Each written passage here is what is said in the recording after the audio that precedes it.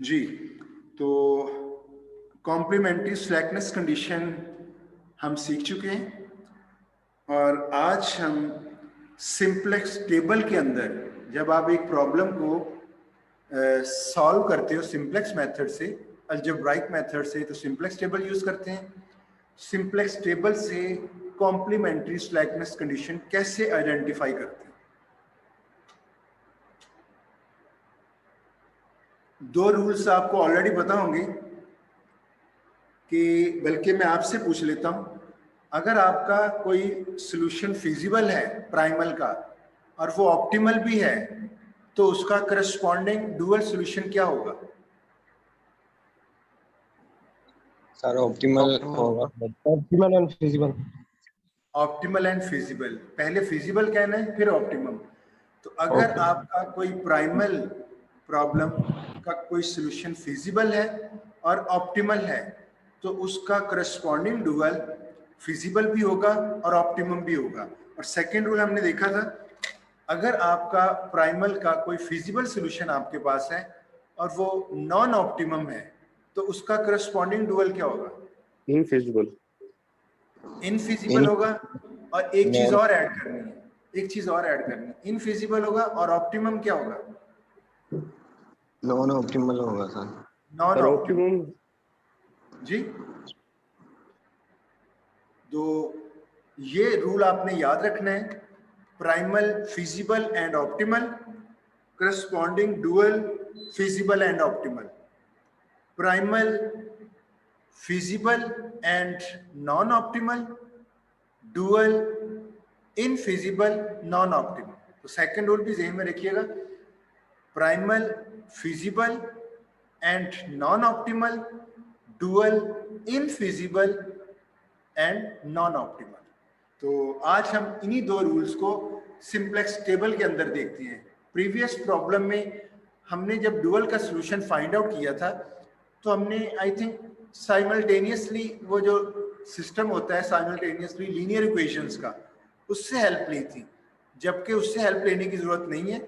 आप simplex table से direct ये कॉम्प्लीमेंट्री स्लैकनेस लगा सकते हैं। देखते हैं कि कैसे लगाते हैं। ये आपके पास रेडी मिक्स का प्राइमल मॉडल है, ये इसका सॉल्यूशन है। अब बताएं, ये तो एक्सप्लेन करने की जरूरत नहीं है ये कैसे सॉल्व हुआ है। Ready mix problem I think मैंने थर्ड वीक में ही मेरे ख्याल में आपको ये सिखा दिया था, ऐसे ही है ना? Yes sir. तो मैं एज्यूम करूंगा कि ये आपको आता है। हम अभी जस्ट ये प्राइमल का ऑप्टिमल सॉल्यूशन हमारे पास क्या है, ये आपको याद होगा x1 एक्सटीरियर पेंट था, तो x1 इक्वल टू 3 टन्स, ये आंसर था हमारा। x2 amount of interior paint, और वो ऑप्टिमल लेवल पे क्या मिली, 1.5 टन्स। ये स्लैक अमाउंट्स।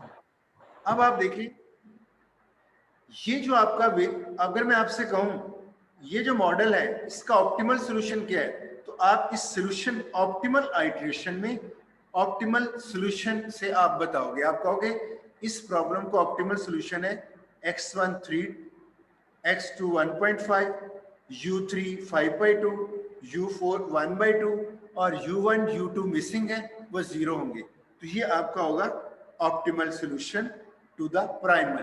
क्यों? ये प्रॉब्लम हमने प्राइमली से कहा है। अब हमने देखना है डुअल, वो होती है कॉम्प्लीमेंट्री स्लैकनेस। अब देखें, माइंड में रखिएगा, ये आपका प्राइमल है। प्राइमल को जब डुअल में कन्वर्ट करोगे, ये देखें इस साइड पे अभी मुझे ये नहीं पता कि डुअल के कितने वेरिएबल्स होंगे, तो इसका मतलब है इसको डुअल में कन्वर्ट करके जब इसका मैं डुअल सामने आएगा फिर मुझे पता चलेगा कि डुअल के कौन कौन से वेरिएबल्स हैं।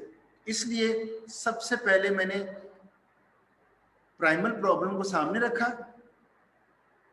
डुअल ले लिया, फिर इसको स्टैंडर्ड फॉर्म में लिखा, इसको भी स्टैंडर्ड फॉर्म में लिखा। यहां से मुझे पता चल चुका है मेरे पास जो डुअल वेरिएबल्स हैं वो 4 वेरिएबल्स हैं डुअल के डिसीजन, और 2 स्लैक हैं v1 v2। तो डुअल में कन्वर्ट करने पे मुझे पता चला कि ये करस्पॉन्डिंग डुअल के वेरिएबल्स ये हैं। अब मैं वापस आता हूं इधर, x1 कॉम्प्लीमेंट्री स्लैकनेस कंडीशन अगर मैं अप्लाई करूं तो x1 को किससे मल्टीप्लाई करते थे? U1 sir. by one. No, v1 corresponding, ये आप देख सकते हो, अगर मैं बताऊं, ये डिसीजन ऑफ प्राइमल वेरिएबल्स, इसको मल्टीप्लाई करते हैं स्लैक ऑफ डुअल, और डिसीजन ऑफ डुअल को मल्टीप्लाई करते हैं प्राइमल ऑफ स्लैक, नहीं प्राइमल स्लैक वेरिएबल्स के साथ। ये ध्यान में रखिएगा। तो x को किसके साथ मल्टीप्लाई करने? v1। तो आप V1 x1 के सामने ये जो आइट्रेशन है x1 के सामने इधर लिख दें v1, x2 के सामने क्या लिखें? V2 v2, u1 के सामने क्या लिखें? Y1 y1। ये प्रीवियस लेक्चर में हम कर चुके हुए हैं। yes sir. u2 के सामने Y2 y2, u3 Y3 u4 y4। Y4 अब आप देखिए, प्राइमल का सॉल्यूशन तो ये है। अगर मैं आपसे पूछूं डुअल का सॉल्यूशन क्या है, इसी फाइनल आइट्रेशन में जीरो को देखें, ये जेड रो है। yes sir. ये जो जेड रो है ये डायरेक्ट डुअल का सॉल्यूशन है। आराम से इसको उठा के लिख सकते हैं आप, देखिएगा गौर से। ये जो जीरो है v1 का है,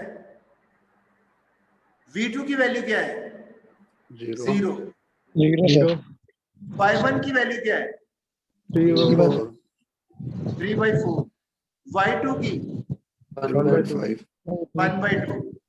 y3 0, y4। तो आप कहने का मकसद ये है, जो आपका ऑप्टिमल आइट्रेशन में है उस प्राइमल का सॉल्यूशन इस सॉल्यूशन कॉलम में मिलेगा। ये होगा optimal solution to the primal, और dual solution to the optimal solution to the dual कौन सा होगा? इसी आइट्रेशन की जेड रो के अंदर। और वो कौन कौन से वेरिएबल्स हैं ये प्राइमरी स्लैकनेस कंडीशन बताएगी। x1 के अगेंस्ट v1, x2 के अगेंस्ट v2, और इस तरह सामने लिख दें।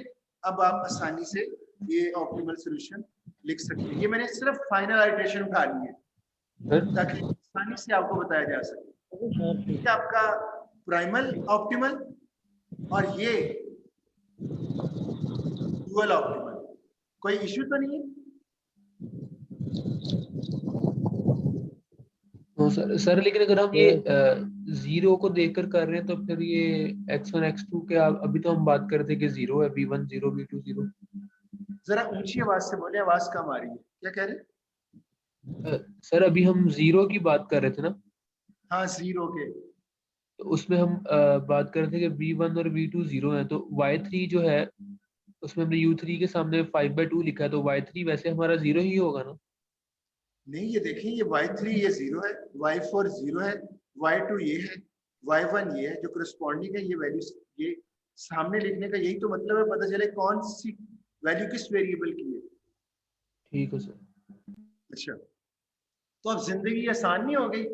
आपके सामने प्राइमल प्रॉब्लम है तो उसका ऑप्टिमल सॉल्यूशन भी आपको उसी के अंदर मिल रहा है, और डुअल का ऑप्टिमल सॉल्यूशन भी उसी के अंदर मिल रहा है। तो प्रॉब्लम को एक ही दफा सॉल्व करने की जरूरत है। आपको अगर मैं आपसे प्राइमल प्रॉब्लम दूं और आपको कहूं डुअल सॉल्यूशन बताएं, तो आपको दोनों प्रॉब्लम को अलग अलग सॉल्व करने की जरूरत नहीं। यानी प्राइमल को अलग से सॉल्व करें, डुअल को अलग से नहीं, एक ही को सॉल्व करें और जो पूछा जाए वो आप उसका आंसर दे दें। अगर प्राइमल का आंसर पूछा जाए तो ये सॉल्यूशन कॉलम से उठा लें, अगर डुअल का पूछा जाए तो इधर से उठा लें। तो ये पॉइंट क्लियर है? Yes sir. जी सर. दूसरी बात करनी है हमने, जो दूसरी इंपॉर्टेंट बात है वो ये है, ये जो आइट्रेशन है, ये आइट्रेशन, ये जो सॉल्यूशन है, ये प्राइमल का कौन सा सॉल्यूशन है? Feasible and non optimal. देखे ना, 20 से 21 इंप्रूव हो रहा है, इसका मतलब है ये 20 है, तो एक आइट्रेशन और आगे जानी है, तो ये तो ऑप्टिमल ना हुआ। बताइएगा। Yes sir, yes sir. तो दूसरा रूल हमने ये सीखा था, अगर प्राइमल का फिजिबल सॉल्यूशन नॉन ऑप्टिमल हो तो करस्पॉन्डिंग क्या होगा? करस्पॉन्डिंग corresponding होगा कि infeasible, non non optimal. Non optimum. तो बताएं इस आइट्रेशन में ये प्राइमल है और इसी आइट्रेशन का जो जीरो है ये डुअल का होगा। Yes sir. डुअल में ये देखें, ये नेगेटिव क्या शो कर रही है? इनफिजिबल। इनफिजिबल। और ये तो पता चल गया कि अगर प्राइमल नॉन ऑप्टिमम है तो डुअल इनफिजिबल है। डुअल नॉन ऑप्टिमम है, इसका क्या कहां से पता चलेगा, कैसे पता चलेगा? सर उनके भी एक आइट्रेशन बाकी रहती है। नहीं, वो तो प्राइमल की रहती है ना। प्राइमल का हमें पता है कि ये फिजिबल नहीं है। क्योंकि आगे सर आगे जा रहे हैं। इनफिजिबल सॉल्यूशन जो होता डुअल है का वो तो नहीं पता, करस्पॉन्डिंग डुअल बता रहा हूँ। इसका करस्पॉन्डिंग डुअल सॉल्यूशन तो इधर से उठा लिया, लेकिन ये कौन बताएगा कि ये ऑप्टिमल है या नॉन ऑप्टिमल? ये पूछा है। क्वेश्चन समझ आ गया क्या पूछ रहा हूँ? जी सर सर। रिपीट कर रहे हैं। क्वेश्चन ये है, ये प्राइमल है आपके सामने, ये प्राइमल की नॉन ऑप्टिमल एक आइट्रेशन है, तो ये सॉल्यूशन बना नॉन ऑप्टिमम। फिजिबल है क्योंकि पॉजिटिव वैल्यूज हैं, तो primal feasible and non optimum. और डुअल करस्पॉन्डिंग डुअल क्या है? इनफिजिबल। नजर आ गया ये इनफिजिबल, लेकिन नॉन ऑप्टिमम भी है। वो नॉन ऑप्टिमम कहां से पता चलेगा? सर पहले तो हम यही करते थे कि हम इनफिजिबल को फिजिबल बनाते थे और फिर से नहीं, ऑप्टिमल कर लेते थे। यहाँ पे ये सर इसका ये होगा कि हमारा सर जो ये -2/3 से पता चलेगा। माइनस जो है। माइनस टू सर ओवर हमारा जो प्राइम माइनस, मेरी बात सुनो, -2, ये माइक बंद करें प्लीज,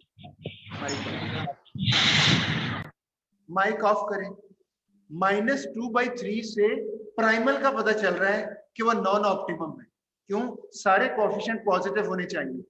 तो जरा नोट कीजिएगा मैं कहना क्या चाह रहा हूँ।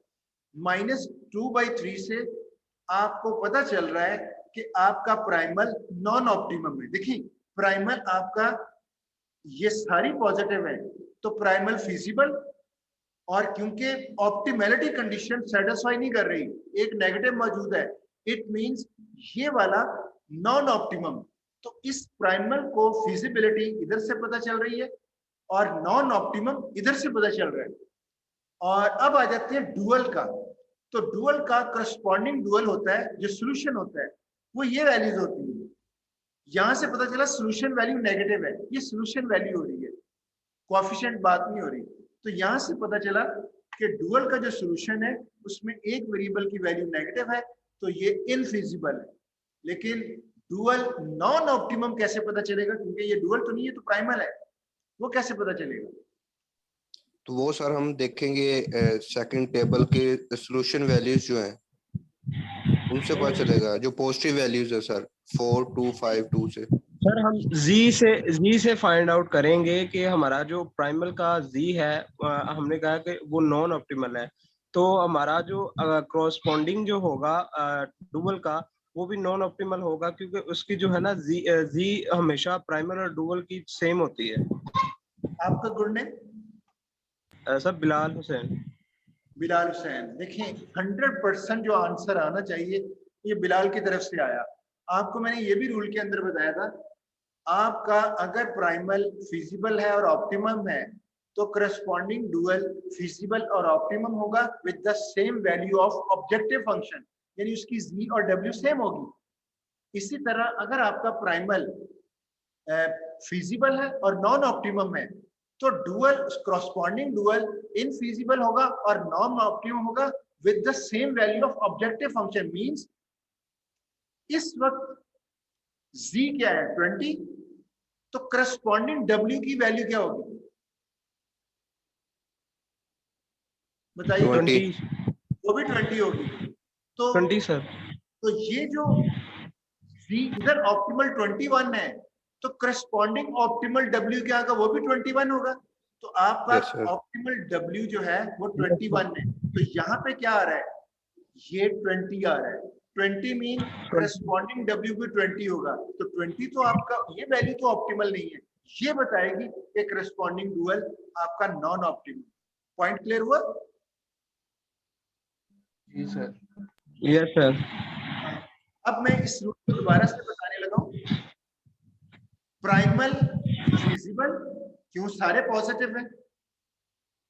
ऑप्टिमल, क्योंकि ऑप्टिमैलिटी कंडीशन मीट कर रही है, तो primal feasible and optimal corresponding dual इधर से उठाना है, करस्पॉन्डिंग डुअल इधर से उठाना है। फिजिबल क्योंकि सारे पॉजिटिव हैं, एंड ऑप्टिमल क्योंकि इसकी वैल्यू 21 है तो उसकी वैल्यू भी 21 होगी, ऑप्टिमल। ये तो आ गया पहला रूल। दूसरा रूल, प्राइमल का सॉल्यूशन इधर से उठाना है और प्राइमल की ऑप्टिमैलिटी इधर से चेक करनी है। ये कोएफिशिएंट्स हैं प्राइमल के लिए, ये कोएफिशिएंट्स हैं, वेरिएबल्स की वैल्यूज नहीं है, ये प्राइमल की बात कर रहा हूं। प्राइमल सॉल्यूशन ये है, पॉजिटिव है, फिजिबल, और ये कोएफिशिएंट्स बता रहे हैं नॉन ऑप्टिमल, नेगेटिव कोएफिशिएंट है, मैं कोएफिशिएंट कह रहा हूं इधर। ये तो बात हो गई फिजिबल नॉन ऑप्टिमम, और इसकी वैल्यू जी 20 है। करस्पॉन्डिंग डुअल कहां से लेना है? ये जो है ये अब कोएफिशिएंट्स नहीं रहे, जब करस्पॉन्डिंग डुअल कहेंगे तो ये सॉल्यूशन वैल्यूज है, तो सॉल्यूशन वैल्यू में एक नेगेटिव आ गई, it means corresponding dual infeasible है।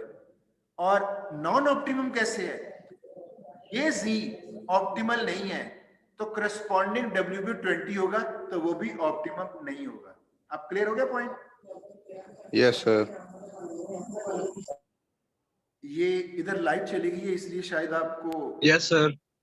नेक्स्ट आते हैं, ये देखें, ये मैंने नॉन ऑप्टिमम आइट्रेशन ली है, नॉन ऑप्टिमल, फिजिबल, प्राइमल की बात कर रहा हूं, फिजिबल सॉल्यूशन, और ये ऑप्टिमैलिटी कोएफिशिएंट को देख के ऑप्टिमैलिटी कंडीशन है नॉन ऑप्टिमम। कॉम्प्लीमेंट्री स्लैकनेस लगाता हूं, x1 के नीचे v1, x2 v2, u1 u2 ये सारे लिख दिए, और आपका ये है प्राइमल फिजिबल ये वाला, and optimum sorry non optimum इसकी वजह से, और करस्पॉन्डिंग डुअल इनफिजिबल, और ये 20 की वजह से वो नॉन ऑप्टिमम भी होगा। आई थिंक समझ आ गई होगी आप लोगों को। Yes sir. अच्छा, अब हम लास्ट पॉइंट की तरफ आते हैं, ये वेरिफिकेशन है। अब मैं अगर इस प्राइमल को डुअल में कन्वर्ट करूं और डुअल को सॉल्व करके डुअल सॉल्यूशन लेके, ये भी तो मेरे पास एक रास्ता है ना, दोनों में से एक को सॉल्व करना होता है, या तो मैं इसको सॉल्व करूं और इसके अंदर से डुअल सॉल्यूशन निकाल लूं, या मैं इसको कन्वर्ट करूं डुअल में और डुअल को सॉल्व करूं और इसके अंदर से प्राइमल निकाल लूं। दोनों मेथड है, तो मैं अब दूसरा मेथड बताने लगा हूं। प्राइमल को आपने डुअल में कन्वर्ट किया और फिर डुअल को स्टैंडर्ड बना के, जाहिर है ग्रेटर देन कंस्ट्रेंट है डुअल में, तो एम टेक्निक लगेगी, एम टेक्निक से सॉल्व किया और आंसर आपके पास आ गया ये डुअल ऑप्टिमल। क्या है? y1 0.75, y2 0.5, y3 y4 missing है जीरोस, v1 v2 मिसिंग है जीरोस, तो ये आपका डुअल ऑप्टिमल आपने इसको सिंप्लेक्स मेथड से सॉल्व करके लिया। अब जब आपने ये सॉल्व कर लिया तो इसके अंदर से आप प्राइमल का भी ऑप्टिमल सॉल्यूशन बता सकते हैं। कैसे कैसे पता चलेगा? आप उसी तरह y1 के करस्पॉन्डिंग प्राइमल स्लैक होता है u1, y2 के करस्पॉन्डिंग u2, u3, u4 और v1 के corresponding primal decision x1, v2 के अगेंस्ट x2। और ये स्लैक आर्टिफिशियल वेरिएबल्स होते हैं, इनके नीचे कोई भी वेरिएबल लिखने की जरूरत नहीं है। तो इनकी वैल्यूज कहां पड़ी है? सॉल्यूशन कहां पड़ा हुआ है? सर ये W में ऊपर, W रो में, W रो में, लेकिन W रो में सारी वैल्यूज नेगेटिव हैं, जबकि हमने सुना था कि प्राइमल अगर ये जो अगर ये ऑप्टिमल है और फिजिबल भी है और ऑप्टिमम, क्योंकि मिनिमम है ना, इसलिए सारी नेगेटिव, मिनिमम में नेगेटिव कोएफिशिएंट ऑप्टिमल शो करते होते हैं। तो ये फिजिबल भी है और ऑप्टिमम भी है, लेकिन करस्पॉन्डिंग प्रॉब्लम वो जब उठाएंगे तो नजर आएगा ये तो सारे नेगेटिव हैं, जबकि रूल हमारा कहता है कि वो भी फिजिबल और ऑप्टिमल होगा। तो उसमें ये होता है कि अगर आपका मेन प्रॉब्लम है तो आपने W में जो चीज पड़ी हुई है एज इट इज नहीं उठानी, उन सारी वैल्यूज को माइनस के साथ मल्टीप्लाई करेंगे, वो आपका करस्पॉन्डिंग सॉल्यूशन होगा। इस पॉइंट की समझ आई? Yes sir.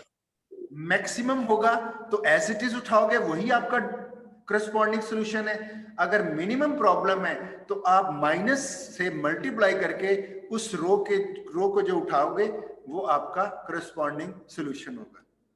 Sir even W की एक वैल्यू भी नेगेटिव हो तो उसको भी मल्टीप्लाई करेंगे या सब नेगेटिव हो? सबको, सारी नेगेटिव होंगी तो वो ऑप्टिमल होगा ना। नो सर, मल्टीप्लाई जब करना है माइनस के साथ, मल्टीप्लाई करना है सारी वैल्यूज को, सारे कोएफिशिएंट्स को। तो सर अगर इनमें से एक नेगेटिव हो तो फिर बात सुने, वो अभी दूसरा केस आता है। इस केस में तो ऐसा हो नहीं सकता, क्यों? इस केस में है ही ऑप्टिमल और ऑप्टिमल पे सारे नेगेटिव होंगे। वो ये केस है, सेकंड लास्ट कंस्ट्रेंट को देखें। ये जो सॉल्यूशन है बताइएगा, ये फिजिबल है ये वाला? Yes sir. पॉजिटिव है, फिजिबल है। यहां से बताएं ये ऑप्टिमल है? यस सर, नॉन ऑप्टिमल है सर। नॉन ऑप्टिमल क्यों? सारे नेगेटिव होने चाहिए, इस पॉजिटिव की वजह से नॉन ऑप्टिमल। तो इसका मतलब है फिजिबल और नॉन ऑप्टिमम अगर हो आपका तो करस्पॉन्डिंग क्या होगा? करस्पॉन्डिंग डुअल आपने इसको माइनस के साथ उठाना है, ये सारे पॉजिटिव हो जाएंगे, ये माइनस हो जाएगा, तो ये इनफिजिबल नहीं हो जाएगा? Yes sir. आपको अपने क्वेश्चन का आंसर मिल गया? यस सर, क्लियर हो गया। तो अभी देखें, अगर आपका मिनिमम का प्रॉब्लम है तो आपका ऑब्जेक्टिव कोएफिशिएंट एटलीस्ट एक पॉजिटिव जरूर होगा, और वही पॉजिटिव जब आप उठाएंगे उसमें से तो माइनस से मल्टीप्लाई करके उठाएंगे तो वो नेगेटिव सॉल्यूशन की वैल्यू नेगेटिव कर देगा। तो आपने ये देखा कि मैक्स में जो भी रो के अंदर पड़ा है वो सॉल्यूशन है करस्पॉन्डिंग प्रॉब्लम, और मिन में जो भी रो के अंदर पड़ा है उसको माइनस से मल्टीप्लाई करेंगे तो वो आपका सॉल्यूशन होगा। आई थिंक समझ आ गई है। सर यहाँ पे हम डुअल टू प्राइमल कर रहे हैं ना? आप डुअल टू प्राइमल करें या प्राइमल टू डुअल करें, रूल एक ही है। आप जब आपके सामने ये डुअल है, रूल तो वही है। प्राइमल, सॉरी, आपका प्राइमल की जगह वर्ड चेंज कर देता हूं मैं। अगर एक पर्टिकुलर प्रॉब्लम फिजिबल है, ऑप्टिमल है, तो करस्पॉन्डिंग फिजिबल और ऑप्टिमल होगा। वो करस्पॉन्डिंग कौन सा क्या होगा? अगर प्राइमल पहले है तो मैं डुअल की बात कर रहा हूं, अगर डुअल पहले है तो मैं प्राइमल की बात कर रहा हूं। समझ आ गई? जी, पॉइंट क्लियर? जी सर। सर ये जो मल्टी, यानी यहाँ प्राइमल और डुअल का वर्ड कंफ्यूज नहीं होना। जो भी आपके सामने प्रॉब्लम है उसका यहां से पता चलेगा ये ऑप्टिमल है, ये फिजिबल है, और यहां से पता चलेगा वो ऑप्टिमल है मेन के हिसाब से देख के। करस्पॉन्डिंग जो है वो इसको, क्योंकि मेन में माइनस से मल्टीप्लाई करके उठाना है, तो वो आपका करस्पॉन्डिंग सॉल्यूशन है। तो इसलिए मैं करस्पॉन्डिंग वर्ड यूज कर रहा हूं, डुअल या प्राइमल का वर्ड नहीं यूज कर रहा। तो अब आप बड़े आराम से कह सकते हो कि वो दोनों रूल्स सेटिस्फाई कर रहे हैं। सिर्फ नई चीज ये बताइए कि अगर आपका मैक्स ऑब्जेक्टिव है, आपका ऑब्जेक्टिव फंक्शन मैक्स है, तो आपका उस ऑप्टिमल आइटरेशन में जो रो है एज इट इज उठाएं, वो करस्पॉन्डिंग प्रॉब्लम का सॉल्यूशन होगा। अगर मिनिमम ऑब्जेक्टिव है तो आपने जो उधर पड़ा हुआ है रो के अंदर उसको माइनस से मल्टीप्लाई करके हर एलिमेंट को वो जो उठाना है वो करस्पॉन्डिंग सॉल्यूशन। ये क्लियर है पॉइंट? जी सर। तो अब आप देख सकते हो कि ये आपका, अगर मैं इसको डुअल कह देता हूँ, चलो मैं इस सिनेरियो में ले लेता हूँ, अगर ये डुअल है तो डुअल सॉल्यूशन ऑफ फिजिबल और मेन की वजह से ऑप्टिमैलिटी कंडीशन भी होल्ड कर रही है, तो dual feasible and optimal corresponding primal वो क्या होगा? Feasible and optimal. माइनस से मल्टीप्लाई करके उठाओगे सारे पॉजिटिव हो जाएंगे, तो इसका मतलब है करस्पॉन्डिंग Feasible. प्राइमल भी फिजिबल है। और ऑप्टिमल क्या होगा? ऑब्जेक्टिव वैल्यू इसकी उसकी सेम होगी तो वो ऑप्टिमल भी होगा। तो ये बिल्कुल क्लियर हो Yes, गई। sir. दूसरी Yes, sir. Second last iteration में देखते हैं, डुअल फिजिबल ऑब्जेक्टिव, ये क्या नॉन ऑप्टिमल मेन है, एक पॉजिटिव कोएफिशिएंट है, तो feasible non optimal corresponding primal क्या होगा? इसको इधर से माइनस से मल्टीप्लाई करें क्योंकि मेन की वजह से माइनस से मल्टीप्लाई कर रहे हैं, तो ये तो पॉजिटिव हो जाएंगे, ये माइनस हो जाएगा, तो ये करस्पॉन्डिंग प्राइमल क्या बन गया? इनफिजिबल। ये ऑब्जेक्टिव फंक्शन ये बताएगा कि ये मेन का प्रॉब्लम है, ये जाहिर है ऑप्टिमल नहीं है। क्लियर हो गया point? Yes, sir. Point yes sir. एक चीज और नोट कर लें, आपके माइंड में अक्सर कंफ्यूजन आएगी अगर प्रॉब्लम आपका एक्स वेरिएबल्स की फॉर्म में है तो आप उसको प्राइमल कहोगे या डुअल कहोगे? जी प्राइमल सर। चलें मान लेते हैं कि प्राइमल। एक कन्वेंशन बना दी है कि प्राइमल को एक्स से शो करे, जो वाई के साथ होगा उसको क्या कहेंगे? डुअल। डुअल। लेकिन डुअल सर। कहीं नहीं लिखा कि ऐसे ही करना है।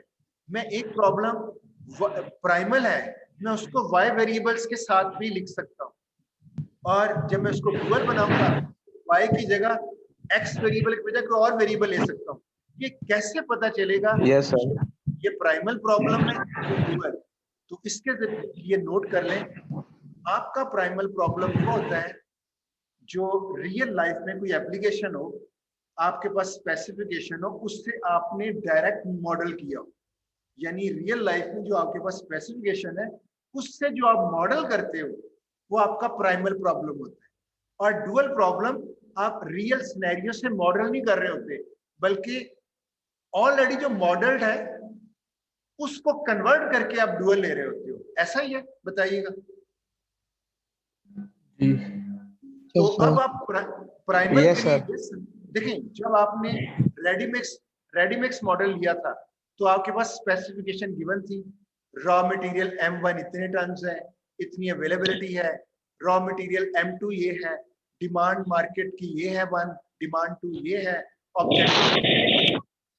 ऑब्जेक्टिव फंक्शन में एक्सटीरियर पेंट की इतनी प्रॉफिट, इंटीरियर, ये सारी स्पेसिफिकेशन आपकी थी और आपने उससे लीनियर प्रोग्रामिंग मॉडल डिजाइन किया था। जो रियल लाइफ से जो स्पेसिफिकेशन के साथ जो मॉडल किया जाता है उसके अंदर प्रोडक्ट्स होती हैं, मसलन X1 और X2 प्रोडक्ट्स थी, तो वो आपका प्रॉब्लम बन गया प्राइमल। अगर मैं इसको y वेरिएबल्स भी ले लूं कि दो वेरिएबल लूं y1 y2, y1 exterior paint y2 interior paint, तो मुझे बिल्कुल क्लियर होगा कि y1 amount of exterior paint है, y2 amount of interior paint है, और ये दोनों प्रोडक्ट्स हैं, सिर्फ 2 वेरिएबल्स हैं इसमें y1 y2। अगर मैं x वेरिएबल की जगह y वेरिएबल ले लूं तो मैं y वेरिएबल्स के साथ मॉडल लिया हुआ है, लेकिन अभी भी मैं कहूंगा ये प्राइमल है। क्यों? वो डायरेक्ट यानी कन्वर्ट करके नहीं ले रहे, आप स्पेसिफिकेशन से उसको मॉडल किया है, तो वो असल में प्रोडक्ट्स होती हैं, प्रोडक्ट्स की क्वांटिटी होती है। जबकि उसको मैं जब कन्वर्ट करूंगा यूजिंग ड्युअलिटी थ्योरी, वो जो वेरिएबल्स होते हैं वो प्रोडक्ट्स नहीं होते हैं, वो क्या होते हैं बताएगा कोई? वो उन प्रोडक्ट्स की शैडो प्राइसेस होती हैं, यूनिट वर्थ। आपको याद होगा, समझ आई इस बात की? Yes sir. तो अभी मैंने प्राइमल को x वेरिएबल में लिया हुआ है, तो मींस x1 और x2 प्रोडक्ट्स हैं, amount of exterior paint, amount of interior paint, जबकि y1 y2 y3 ये उन्हीं प्रॉब्लम्स की यूनिट वर्थ है, उन्हीं प्रोडक्ट्स की। आपको याद होगा y1 हमने कहा था x1 की यूनिट वर्थ है, यानी शैडो प्राइस है। 1 टन आपका जो रॉ मटेरियल M1 है ये उसकी शैडो प्राइस। याद आया आपको? जी, ये पॉइंट समझ आया? सर रिपीट कीजिएगा। कहने का मकसद ये है, आपका जो प्राइमल प्रॉब्लम होता है उसके जो वेरिएबल्स होते हैं उनकी वैल्यूज एक्चुअल प्रोडक्ट्स की क्वांटिटी होती है, और वो जो आपके डुअल वेरिएबल्स होते हैं, वो डुअल वेरिएबल्स, वो जो कंस्ट्रेंट्स होती हैं प्राइमल की, रेडीमेक्स में वो मटेरियल M1 और मटेरियल M2 था, वो उनकी यूनिट वर्थ होती है। Y1 मटेरियल M1 की यूनिट वर्थ है, शैडो प्राइस है, तो टोटली डिफरेंट बिहेवियर है। डुअल वेरिएबल्स को कहते हैं, ये आपके प्राइमल प्रॉब्लम में जो भी रिसोर्सेज हैं, जो भी रिसोर्सेज यूज कर रहे हैं, कंस्ट्रेंट्स आपकी रिसोर्सेज होती है, जो भी रिसोर्सेज हैं उनकी यूनिट वर्थ है, यानी शैडो प्राइसेस। तो यहाँ डुअल वेरिएबल्स 4 है, मींस प्राइमल में 4 कंस्ट्रेंट्स होंगी, 4 रिसोर्सेज हैं, ये उनकी शैडो प्राइस है। कंस्ट्रेंट 1 मटेरियल M1 की थी, तो Y1 shadow price of material M1, Y2 shadow price of material M2, और Y3 ये थी डिमांड 1, वो भी डिफरेंस था टन्स का, तो वो 1 टन की शैडो प्राइस, ये शैडो प्राइस 0 थी। फॉलो किया पॉइंट को?